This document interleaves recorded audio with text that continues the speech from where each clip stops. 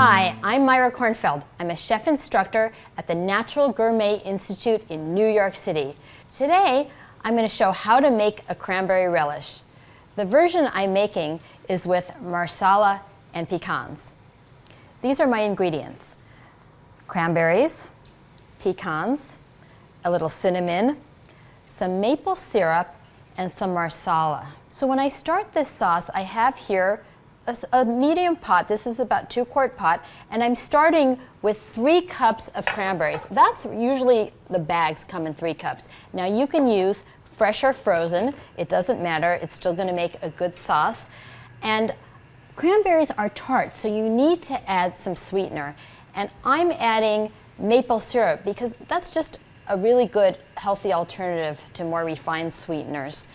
I'm not adding that much. I'm adding only a half a cup because I'm going to be adding this sweet wine, a half a cup of marsala, and that's going to add to the sweetness. So I have 2 ways of getting a little sweet into this sauce. Now, sometimes I like to add orange juice as my secondary sweetener, or I'll add apples and pears. You know, that's a way to get sweetener. So you don't really need to use all that much sugar to make a great sauce. So for additional flavoring, I have here a little bit of cinnamon powder and a pinch of salt. That brings up the flavors. Now I'm covering this, got here my lid, and I want this to come to a boil. That'll give it a head start. Once it's at a boil, I'm going to cook it uncovered until the cranberries burst and it's nice and saucy. Then I'll work with the pecans. This is at a boil now, so I'm uncovering it, and I'm going to let this cook and reduce until the cranberries burst and it's thickened, which will take about 10 to 15 minutes. The cranberries are ready. They were cooking 10 minutes. They've all burst and they've thickened, and now I'm moving them into this bowl to cool off, and I'm going to stir in the last touch, which is my pecans. Now these are kind of extraordinary pecans, and I want to share with you how I do them. First, I'm mixing them in. Now I'm going to let this chill.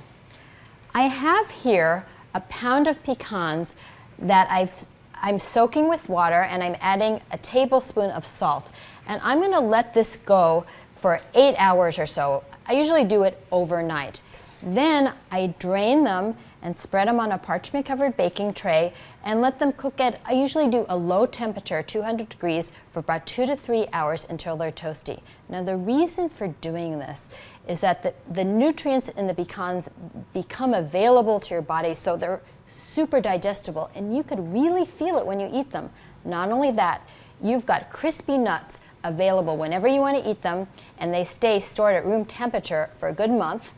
You could do this also with almonds and cashews and walnuts. Only if you do it with walnuts, store those in the refrigerator because they've got a lot of delicate omega-3 fatty acids. But once you try these soaked and dried nuts, there's no turning back.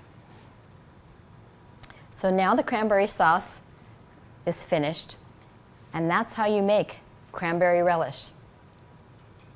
I'm Myra Kornfeld. I'm a chef instructor at the Natural Gourmet Institute in New York City.